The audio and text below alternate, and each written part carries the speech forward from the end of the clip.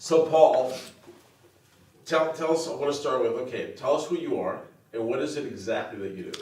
Okay, so my name is Paul Brown. I am an architectural photographer, and I specialize in real estate photography specifically. Okay, well, how long have you been doing that and how did you get in the field? Well, those are two very different questions. I've been doing specifically architectural photography and real estate photography for about 5 years. I've owned my business for 5 years. I got into the field completely by mistake. So I have a degree in 3 degrees in computer science from programming to networking. And I always did photography on the other side of that fence. So I flipped back and forth a lot. They kind of got combined when I met a lady named Noelle Coppins, who is the owner of Remax Jazz. And she needed a guy to do graphics for her company. So I was doing graphics and logos and stuff like that because I'm an Adobe nut. So when you combine computers and photography, you end up at Adobe. And that's where I landed. So everything I was doing was inside Adobe. I did magazine covers, I did book covers, I did pretty much anything you could think of. And then I started doing logos and websites and everything. And that ended up me meeting Noelle. Noelle needed a graphics guy to build logos for her team. So I ended up doing that. And one day she needed a house shoot done. And because I do weddings and dogs and couples and all that fun stuff, she said, hey, you can come and do it. It won't be that hard. I butchered it. Worst shoot I ever did in my life. That inspires me because I hate doing something wrong, like really hate doing something wrong. So I ended up spending 6 months learning. I went through every architectural photography thing I could find. Begged her to do another shoot. She let me. And I fell in love with it. And from that point, I never looked back. I've been doing architectural photography almost full time from that point on. So you have a passion for something you accidentally fell into? I have a passion for something, yeah, basically, that I accidentally fell into. But it wasn't, it's combining everything I love. So I love computers, I love Adobe, I love photography, I love architecture. I've always loved doing my own photography. I'd always take pictures of buildings and things like that. So when you accidentally fall into something that checks off all the boxes, it's like finding that perfect home, and I just ran with it. So yeah, that's where I ended up. I heard a rumor that you actually have a 10-year plan. Is it true? And if yes, what does that mean? Yeah, I follow a lot of people who are all about inspiring and building up and making sure that you're going somewhere. And every single one of them says that if you don't have something in writing, you're not going anywhere. So I have stuff in writing. My 10-year plan is significant and very large, and I've never shared it with anybody. Portions of it include me having this company that I'm working for now be taken over by somebody else. I continue to own it, but I have somebody else run it. I'm going to start a second company, which is going to be based for really, really, really large houses, like $2, $3, $4, $5 million houses.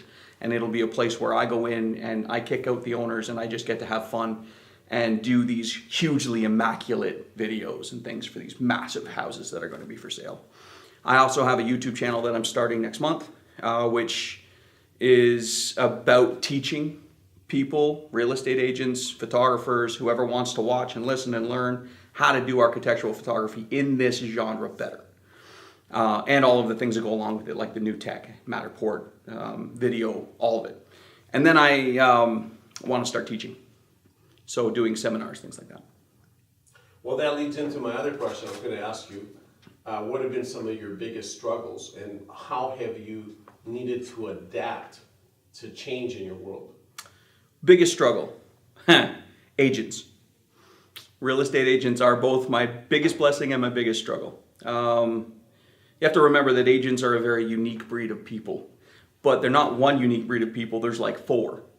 And you have to understand who you're talking to. So there's the new guys who are coming off the block, they're millennials, they're ready to go, they want all the new tech, and they push for the world that they're in, which is all social media high tech. And then it varies 4 or 5 degrees until you get to the other end of the spectrum, which is people who, if you take more than 15 pictures, get angry at you for showing off too much of the house because they feel that they've lost now the mystery of the house and they're not going to get people in the front door. And it's an educational barrier. Well, so it's a presupposition that you get stuck with, that they believe the way they were trained and they refuse to go into anything new. So it's hard to get them to see technology as what it is, which is a way for them to promote houses better, which is a way for them to use social media to get the word out. And better the agent is, the more they start incorporating that stuff. But it's getting people to do that, which is part of what the YouTube channel is about and a whole bunch of other things. It's getting people to figure out that they need to start using tech for what it is, or they're going to miss clients. Okay, well, how would you respond to criticisms that yours is a dying field because now anyone with a phone can take photographs of a house that they're selling?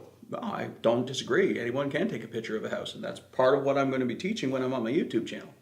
But I don't care. But what's the value of hiring a true professional? Well, that's the thing, right? I don't care how good your phone is. I don't even care how good your camera is. It can't hold a candle to 20,000 hours in Photoshop. It can't. I've been doing this for 20,000 hours. You can give me your photos that you just took and put on MLS from your phone, and just with what you gave me, I can make it better. That's not including architectural rules, understanding the angles and perspectives that you're supposed to be shooting. That's not understanding how to cut and edit a video in Premiere Pro, how to use Matterport properly, and even more than that, I'm a social media expert.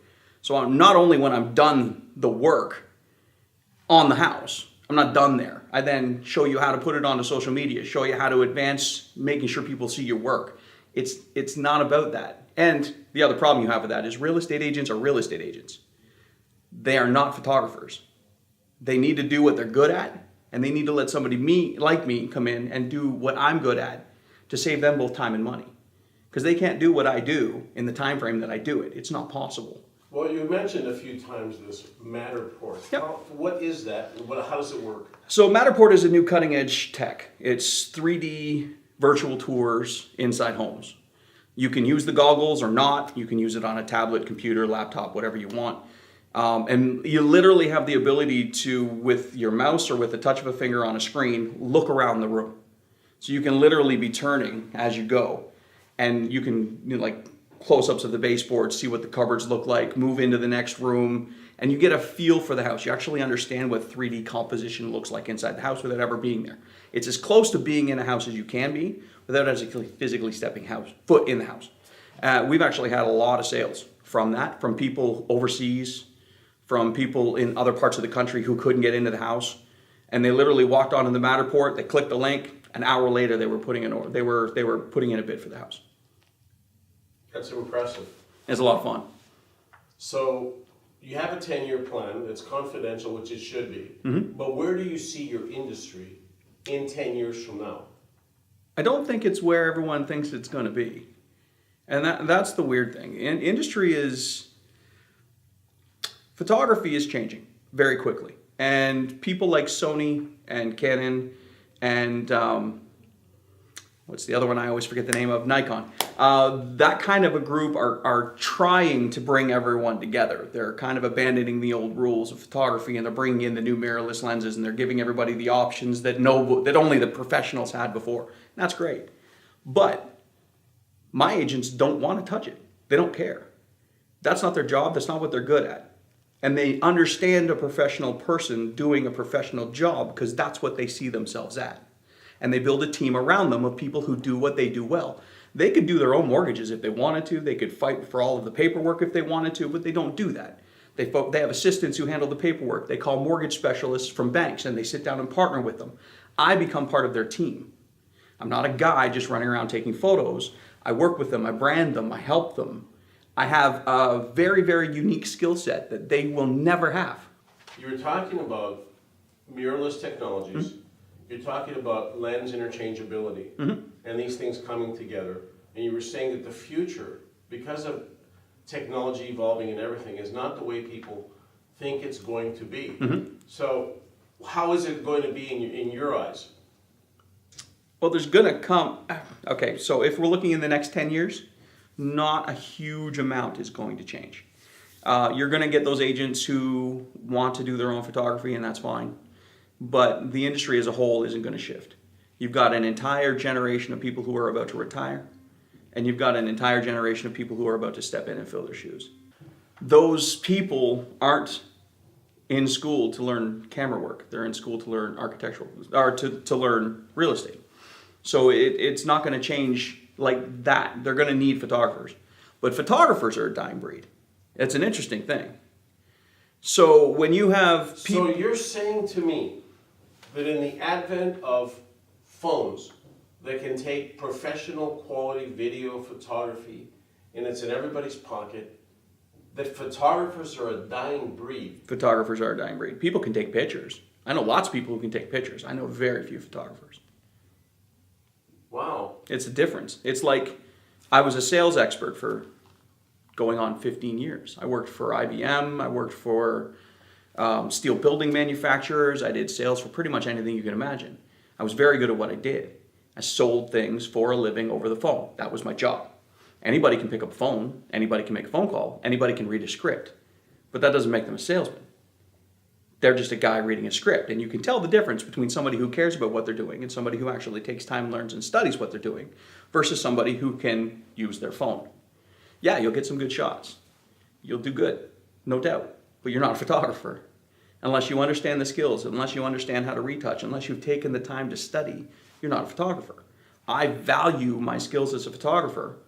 I'm learning to be a video editor, but I'm not an editor. I'm good at what I do, but I have half the training in editing that I have in video, in photography. And I will continue to study that path, and I learn and study anything I can devour, I do, because I want to make my videos better for my customers. But I am not pious enough or high and mighty on myself enough to say, I'm a video editor. I'm not. And anybody working in any professional field would crush me. But what we do is so unique that my skill set right now is good enough, and I will continue to build it and continue to make it better until it's perfect. That's the difference between somebody who does the work and somebody who is the work. Okay, well, in closing, let me ask you a question about Oshawa. Okay? I know that up until you needed larger quarters, but up until recently you've lived here downtown for years. Yep. So what do you love best about doing business in Oshawa? Oshawa is a unique bundle. My services actually run all the way, I go all the way out into the other side of Toronto, I'll go all the way to Ottawa, I don't care. I'll go anywhere. But I'm not leaving here. I love Oshawa, I love the Durham region. I love the people in it. It's changing and growing. If you go to the downtown core of Toronto, if you were here 10 years ago and you go back now, it's a completely different baby. UOIT has invaded it. The Oshawa Generals have an awesome place. There's hotels going up around the corner. The Janosh is gone and it's becoming condos. There's a huge condo development right beside a massive gym, right in the downtown core. And it's something that has changed the way the people are seeing the city. Even the people who live in the city, who won't go to the downtown core, are driving through it now going, wow, that's cool. Like, it's different. But more than that, there's a camaraderie from the business people in this town. From some of the politicians that I work with to the guys who are doing things like starting the Cork and Bean in the downtown core. I've talked to most of them because I meet most of them doing what I do. And they all have a passion to make it better.